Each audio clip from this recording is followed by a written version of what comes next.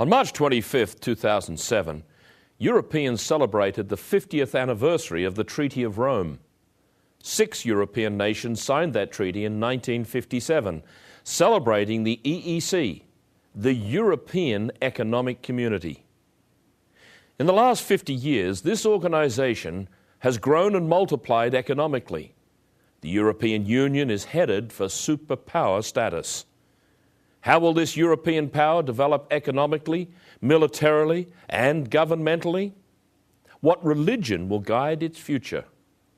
What does Bible prophecy reveal about Europe and the role of Rome in the near future? Stay tuned.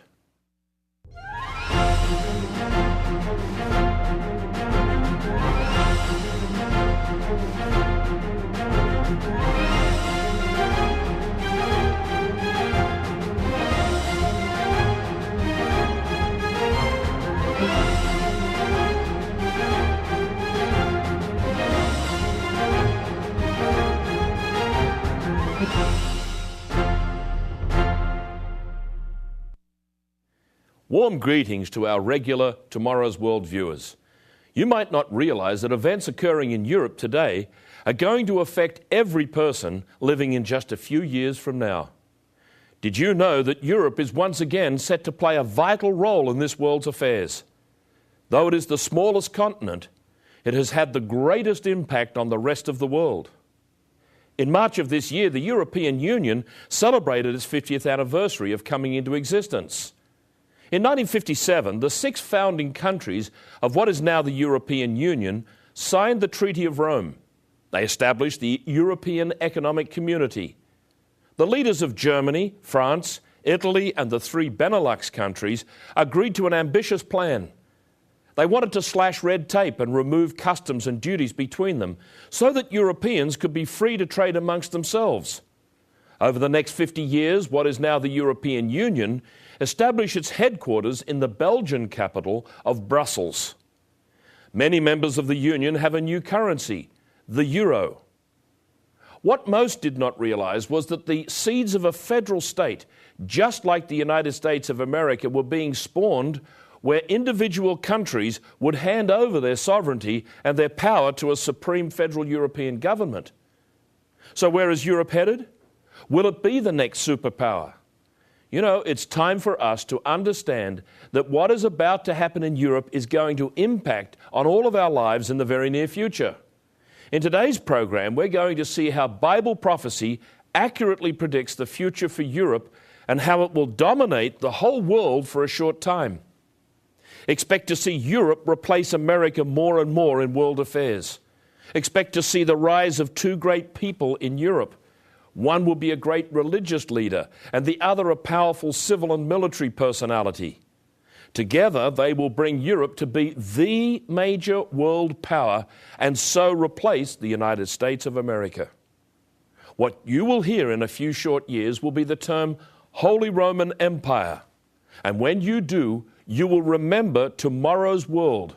You will recall how this program predicted the last revival of what? The great Roman Empire in Europe. Let us notice how an ancient prophecy is in its last stages of fulfillment, and you and I are a part of the end play. Here at Tomorrow's World, we often refer to a prophecy in the book of Daniel because it is the benchmark of end-time predictions. The book of Daniel describes the established Babylonian Empire and its transition to the Roman Empire. One of the 7 wonders of the ancient world was the Hanging Gardens of Babylon. This fabulous palace was built in such a way that it had its own microclimate formed by a complex irrigation system so that plants from many parts of the world flourished. The king who was responsible for this was Nebuchadnezzar. He was a wise and great king. His palace was situated on the river Euphrates in modern-day Iraq. Some of you may recall the story of the time that this great king had spent 7 years in a state of almost animal-like wandering in his garden, having lost some of his human faculties. When God restored his sanity, he acknowledged and praised God. The story is recounted in chapter 4 of the book of Daniel. At the end of time, I, Nebuchadnezzar, lifted my eyes to heaven, and my understanding returned to me. And I blessed the Most High and praised him and honoured him who lives forever. For his dominion is an everlasting dominion, and his kingdom is from generation to generation. All inhabitants of the earth are reputed as nothing. He does according to his will in the army of heaven and among the inhabitants of the earth. In an earlier chapter in Daniel, chapter 2, King Nebuchadnezzar had asked Daniel to both reveal and interpret his dream of a great statue or image. Let us start in verse 31. You, O king, were watching, and behold a great image. This image's head was of fine gold, its chest and arms of silver, its belly and thighs of bronze, and its legs of iron, its feet partly of iron and partly of clay. Daniel went on to identify the different parts of this image. He told the king, "You are the head of gold." Of course, the king loved to hear that. He then went on to say that inferior kingdoms would come after his. It is widely understood that the next kingdom of silver was that of the Medes and Persians, followed by the Greek Empire, established by Alexander the Great.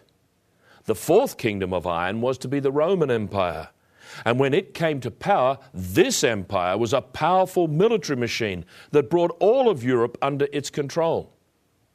Most people believe that this empire ended in 476 AD, but we now know that it had 6 successive revivals, with the last one about to appear. If we know what to look for, we will see it manifesting itself before our very eyes. I say again, expect to hear the term Holy Roman Empire again soon. As we come to see that Europe's rise to power is a fulfillment of the prophecies of a resurrected Holy Roman Empire, someone living in Boise, Idaho, or Wellington, New Zealand may ask, well, isn't that happening over there? How is that going to affect me? You may be surprised. The Bible is not just a collection of stories about the historic past. It tells us about our future. Daniel's prophecy of the feet of clay mixed with iron is being fulfilled today. Over the last 2,000 years, iron has been an identifying metal of this empire. Later in the program, we will see how it is figured in wars and industry. If you ask a wheat farmer in Australia, in Canada or America how the common agricultural policy of the European Union has affected him, he will tell you that subsidies in the European Union have kept wheat prices low for decades. Sugar farmers around the world received a welcome relief recently when the European Union lifted some of its tariffs on imported sugar and the price of sugar rose. That's right. Europe is already powerfully impacting world trade, and it's going to do so even more in the future. Manufacturers in Europe have to abide by stringent European Union rules and regulations. More and more companies outside Europe are being required to comply with these rules as well. Before long, European Union regulations and standards will become the benchmark for many companies in every country. Prophecy tells us that soon no one will be able to trade unless they have the mark of the beast. What? And what or who is that beast? And how will its mark affect those who accept it? Notice what the Bible says in Revelation chapter 13, verses 16 and 17. He that is the beast causes all, both small and great, rich and poor, free and slave, to receive a mark on their right hand or on their foreheads, and that no one may buy or sell except one who has the mark of the beast or the number of his name. Many have thought that this refers to a computer chip inserted under the skin, as can be done now. Others have suggested a tattoo or a branding. But the answer is most probably not what you thought. We invite you to find out about this mark in our free booklet, The Beast of Revelation. Be sure to request your free copy of The Beast of Revelation. You will be glad you did. Phone now to receive your personal copy of this booklet that will explain more about what lies ahead for Europe and the rest of the world. or order the booklet online at our website, tomorrowsworld.org. This informative booklet is yours absolutely free. No cost, no obligation. If you call this toll-free number, 1-800-718-4800. That number, once again, is 1-800-718-4800. Call now. Or send your request to Tomorrow's World, P.O. Box 3800, Charlotte, North Carolina, 28227.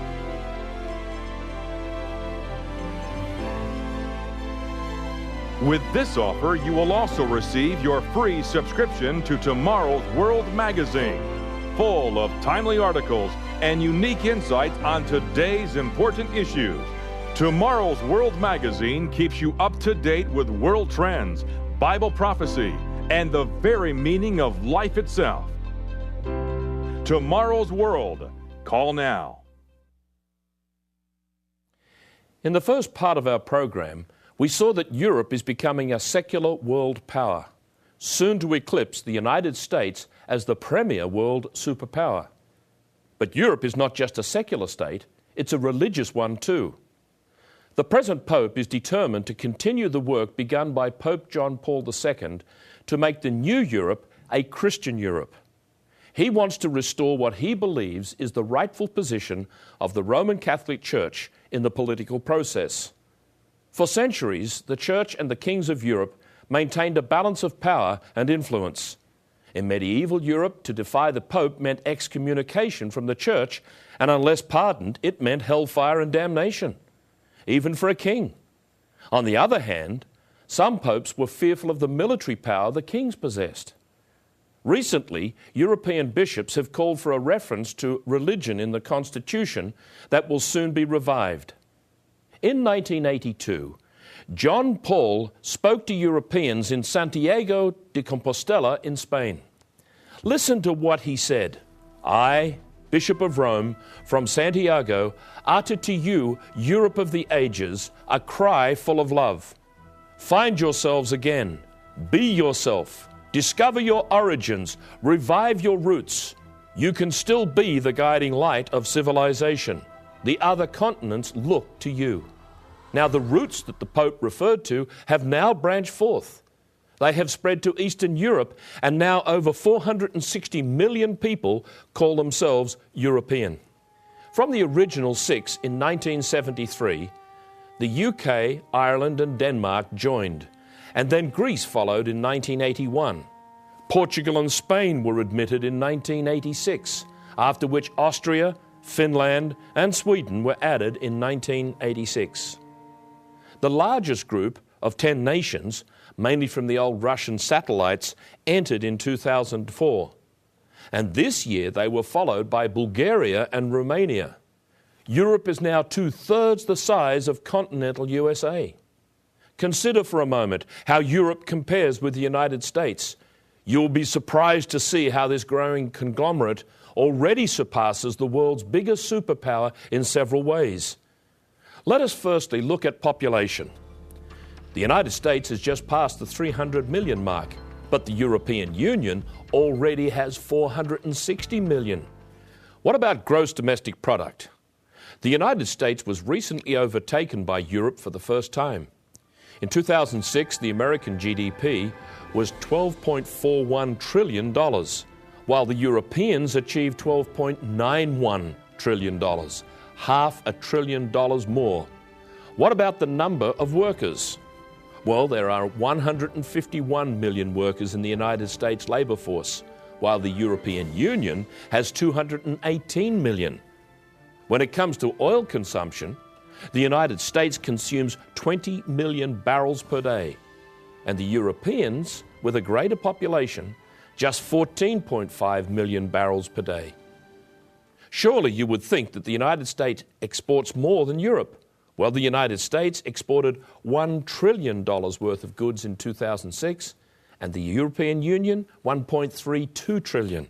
The gap between the superpowers is set to widen in Europe's favour. So, all in all, the EU is overtaking the United States. Europe does have many different languages, unlike the United States with just one. America is still a greater military power than Europe, and Great Britain, though a part of Europe, maintains strong military ties with the United States. Many religious people are beginning to recognize a possible link between Europe and the prophesied beast power spoken of in Revelation chapters 17 and 18. Notice here in Revelation chapter 17, turn to Revelation chapter 17, and here in verse 3. And I saw a woman sitting on a scarlet beast, which was full of names of blasphemy, having 7 heads and 10 horns. The woman was arrayed in purple and scarlet, and adorned with gold and precious stones and pearls, having in her hand a golden cup full of abominations and the filthiness of her fornication. And on her forehead a name written, Mystery Babylon the Great, the mother of harlots and of the abominations of the earth. The name Europe is derived from the Greek goddess Europa. And according to Greek mythology, a Phoenician woman was seduced by the god Zeus in the form of a bull and was carried by him to Crete. Though this bull, also known as Taurus, was her lover, she really had power over him. All of Europe looks to this story for the origin of their continent. Europa is dear to many of them and their psyche. Notice this Greek 2 euro coin depicting Europa riding on Zeus's back. Who is the modern-day Europa? Some people believe she may be identified by the modern spirit of religious revival that is taking place there. They can see that ancient Greece and Rome will be once again able to assert themselves as the cultural and religious leaders in the world. Let us return to Revelation chapter 17, and in verse 9, the 7 heads are 7 mountains, that is, governments or kingdoms upon which the woman sits. In the past, 6 of these kingdoms have come and gone, and the 7th, that is the last, is about to appear. Since all previous kings have arisen in Europe, we would expect the last to arise there also. In this scenario, the woman has power over the decisions of the civil rulers of Europe. She does not have an army or a police force.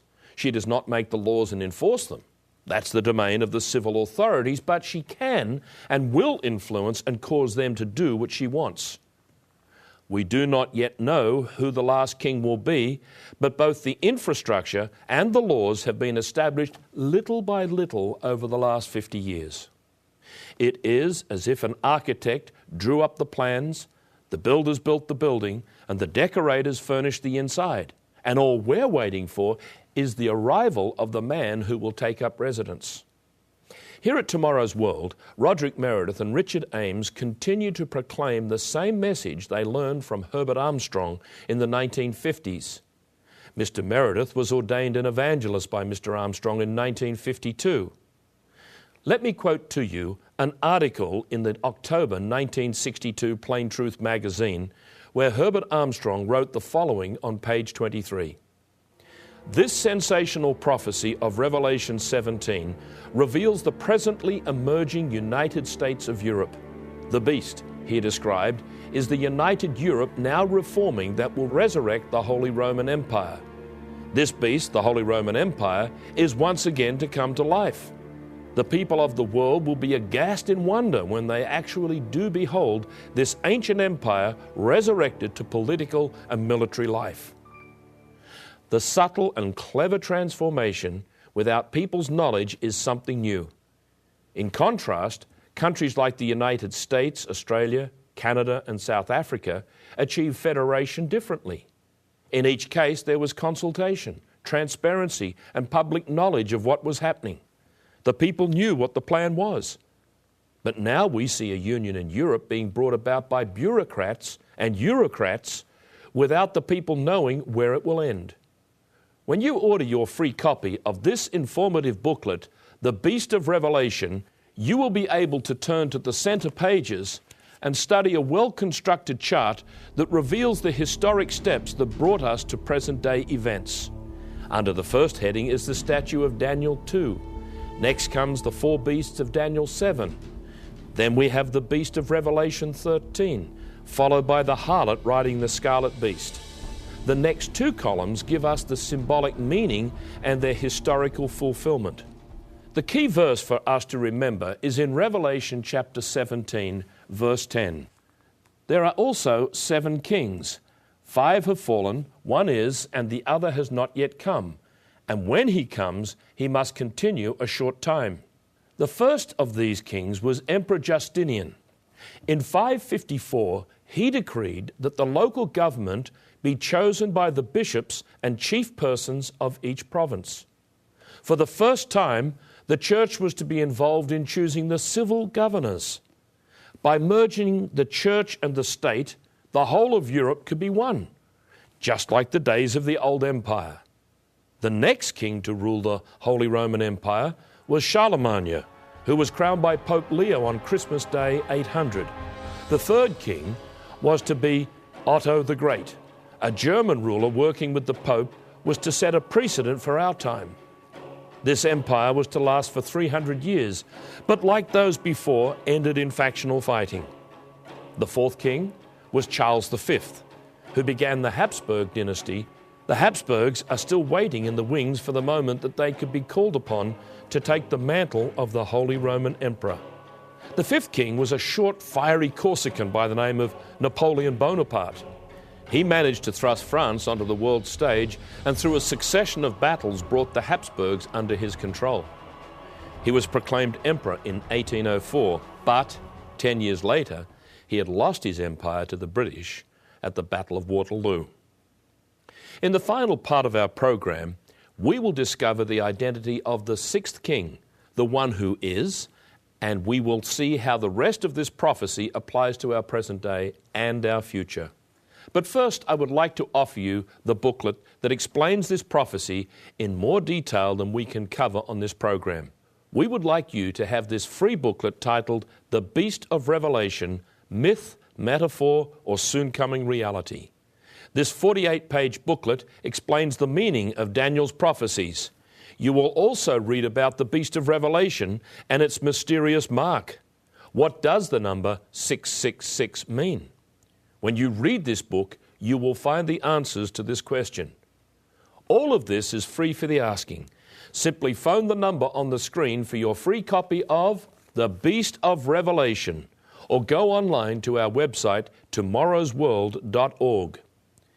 If you aren't already a subscriber, you will also receive a free subscription to our bi-monthly magazine, Tomorrow's World. This informative booklet is yours absolutely free. No cost, no obligation. If you call this toll-free number, 1-800-718-4800. That number once again is 1-800-718-4800. Call now.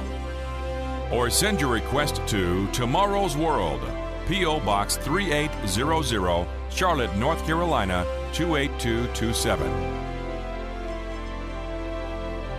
With this offer, you will also receive your free subscription to Tomorrow's World magazine, full of timely articles and unique insights on today's important issues.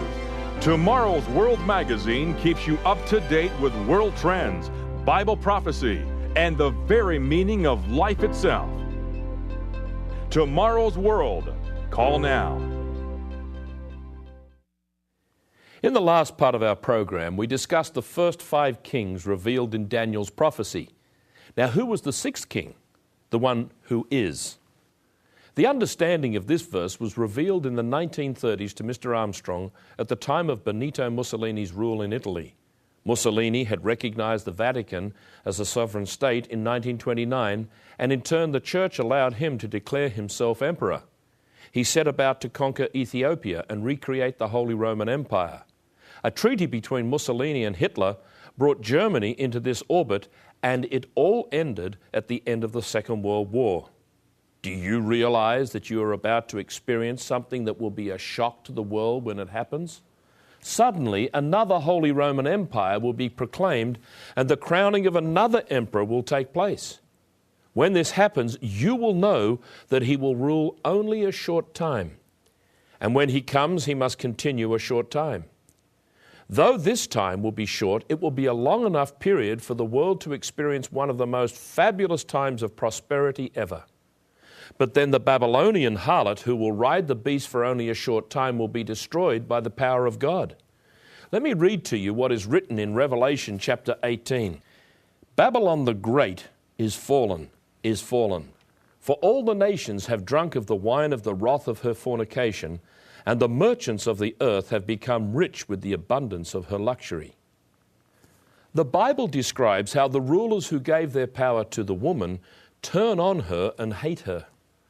It says, "And the 10 horns which you saw on the beast, these will hate the harlot and make her desolate and naked, eat her flesh and burn her with fire." The whole European political and religious system will fail and fall. As it collapses, hear what the merchants of the earth will cry out. "And the merchants of the earth will weep and mourn over her, for no one buys their merchandise any more, of gold and silver, precious stones and pearls, of bronze, iron and marble." In verse 17 we read, "For in 1 hour such great riches came to nothing. Europe, which will rise to the heights of world prominence, will not hold on to its power." Yes, a dramatic change in world power is taking place. It's affecting the lives of millions of people. But what about you? How can you prepare for the times ahead?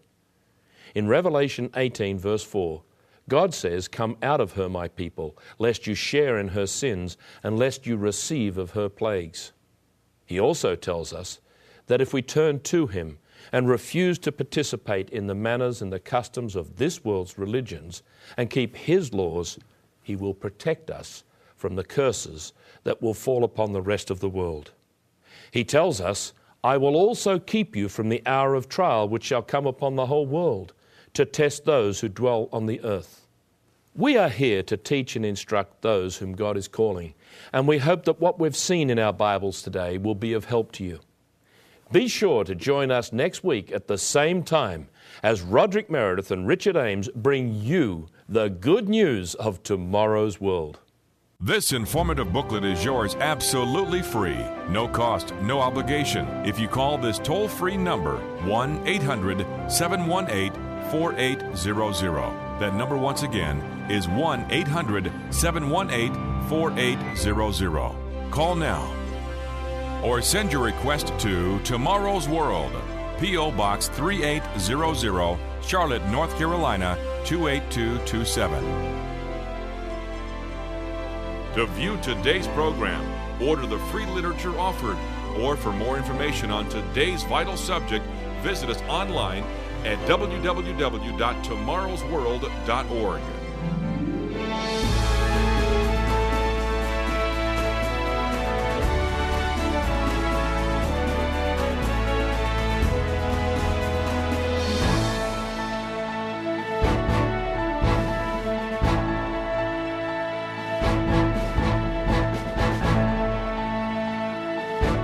The preceding program is produced by the Living Church of God.